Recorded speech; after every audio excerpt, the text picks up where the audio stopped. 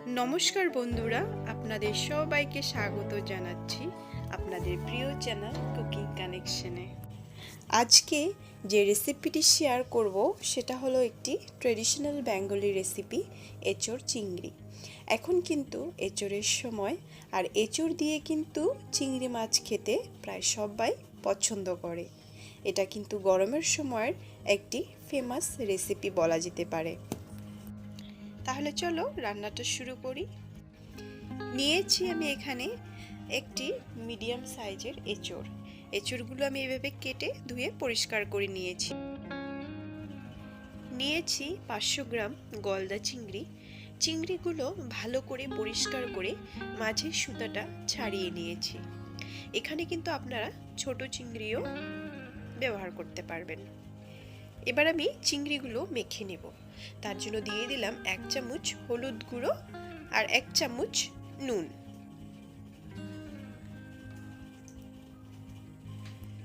এবার আমি এভাবে ঝাঁকিয়ে ঝাঁকিয়ে ভালো করে নুন হলুদটা চিংড়ির সঙ্গে ভালো করে মিলিয়ে নেব।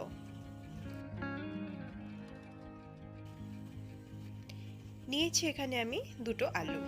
আলুগুলোকে আমি এভাবে কেটে ধুয়ে পরিষ্কার করে নিয়েছি। 3টি পেঁয়াজ, কিছু পরিমাণে আদা, কিছু পরিমাণে রসুন নিয়ে আমি এভাবে চপড করে নিয়েছি। তারপর নিয়েছি এখানে আমি অল্প পরিমাণে কাজু আর অল্প পরিমাণে কিশমিশ। প্রথমে আমি চিংড়িগুলোকে হালকা ফ্রাই করে নেব। তার জন্য গ্যাসটা অন করে কড়াইটা বসিয়ে নিলাম।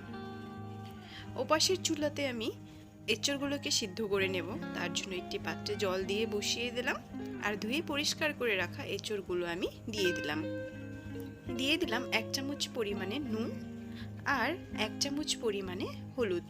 হলুদ দিয়ে দিলে এঁচোড়ের রঙটা কালো হয় না। কড়াইটা ভালোভাবে গরম হয়ে গেছে। এবার আমি দিয়ে দিলাম পরিমাণ মতো সর্ষের তেল। তেলটা কড়াইয়ের সঙ্গে আমি এভাবে লাগিয়ে নিচ্ছি।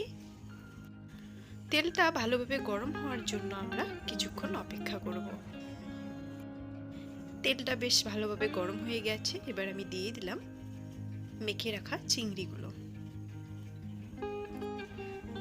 দেওয়ার পর আমি 5 মিনিট চিংড়ির এক পাশটা ভালো করে হতে দেব। তারপর আমি চিংড়ির ওপাশটা উল্টে দেব। উল্টে নেওয়ার পর কিন্তু চিংড়িগুলো আবার আমি 5 মিনিটের জন্য ভালো করে হতে দেব।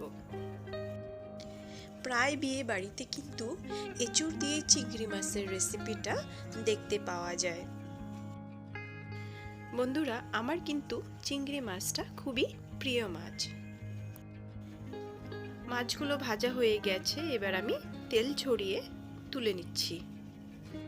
ওই একই তেলে আমি দিয়ে দিলাম বাকি থাকা চিংড়িগুলো। দিয়ে আমি আগের মতো করেই সবগুলো চিংড়ি ভেজে নেব। চলুন ওপাশটা দেখে নিই আমাদের এঁচোড় সিদ্ধ কতটুক হলো।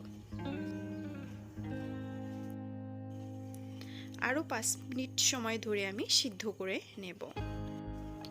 দিয়ে দিব এবার আমি আলুগুলো আমি পরে দিলাম, কারণ এঁচোড় আর আলু একসাথে সিদ্ধ করলে আলুগুলো বেশি সিদ্ধ হয়ে যাবে আর আলুগুলো ভেঙে যাবে। বন্ধুরা, আপনারা কে কি মাছ খেতে ভালোবাসেন আমাকে অবশ্যই কমেন্ট করে জানাবেন। চিংড়িগুলো ভাজা হয়ে গেছে। এবার আমি তেল ঝরিয়ে তুলে নিচ্ছি। চিংড়ি মাছ আমাদের ভাজা কমপ্লিট। আর ও পাশে আমাদের এঁচোড়গুলো সিদ্ধ হয়ে গেছে। চিংড়ি মাছগুলো ভাজার পর যে তেলগুলো রয়ে গেছে সেই তেলেই আমি দিয়ে দিলাম এঁচোড় আর আলু। এঁচোড় আর আলুটাকে আমি প্রথমে ভালো করে কিছুক্ষণ ধরে ভেজে নেব। ভাজা হয়ে গেছে। এবার আমি নামিয়ে নিচ্ছি। ওই একই কড়াইতে আমি দিয়ে দিলাম একটু বেশি পরিমাণে সর্ষের তেল।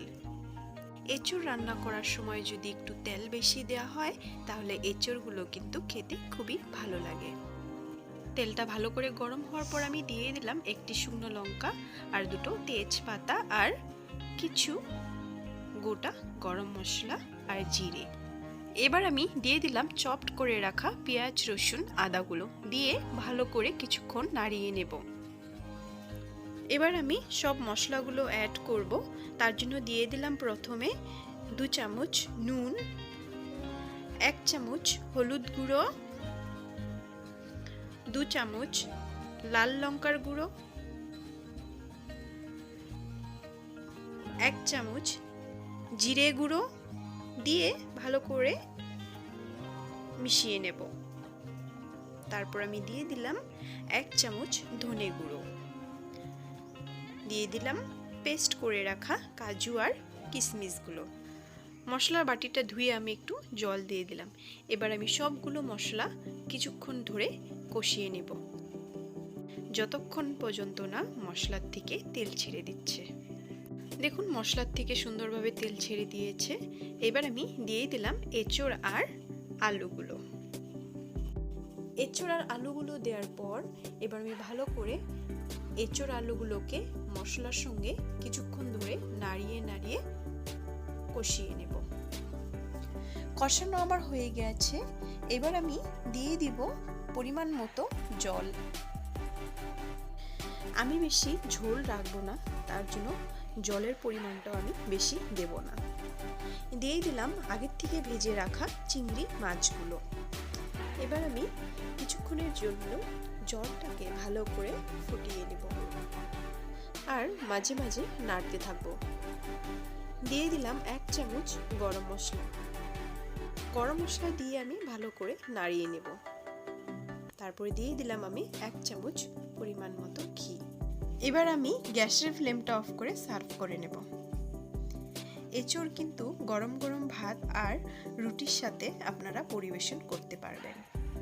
আপনি যদি প্রথমবারের জন্য আমার চ্যানেলে ভিজিট করে থাকেন তাহলে আমার চ্যানেলটিকে অবশ্যই সাবস্ক্রাইব করবেন, সাথে বেল আইকনটা প্রেস করে অল করে দেবেন, আর লাইক করবেন আর বন্ধু বান্ধবীর সাথে শেয়ার করবেন। কমেন্ট করতে কিন্তু ভুলবেন না। দেখা হচ্ছে পরবর্তী ভিডিওতে নতুন একটি রেসিপি নিয়ে।